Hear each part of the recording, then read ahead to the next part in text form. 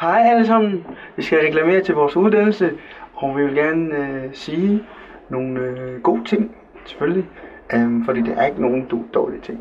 Men det er en rigtig spændende uddannelse, fordi man hurtigt kommer ud i praktikken og får lov til at få faget i hænderne. Det er en uddannelse, hvor man kan være med til forskning. Og der er jo stor forskel på, hvilken afdeling du kommer på. På en bioklinisk afdeling, der har du patientkontakten, samtidig med, at du også er meget ude i laboratoriet, hvor du analyserer prøverne. Der er det vigtigt, at man godt kan lide det der møde med mennesker.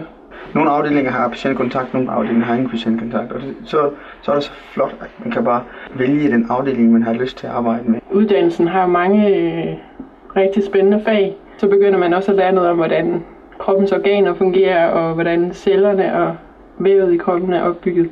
Og det er jo alt sammen noget, man selv kan relatere til. Det er også en lidt udfordrende uddannelse, fordi der sker hele tiden noget nyt.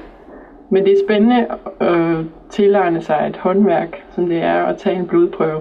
Det er ikke så lige til, som det ser ud. Rigtig godt studie, faktisk. Mange oplevelser. Jeg synes også, at man får meget respekt for sygehusvæsenet, når man kommer ud og er en del af det. Altså, der er virkelig mange ting, som skal klappe og organiseres. Og bioanalytikernes funktion er rigtig vigtigt, fordi vi er jo med til, at der kan stilles en diagnose. Så lægerne er meget afhængige af, at de svar, som vi leverer, er så korrekte som muligt. Ja. Man får lov til at nørde lidt, men også en, hvor man kan være meget praktisk.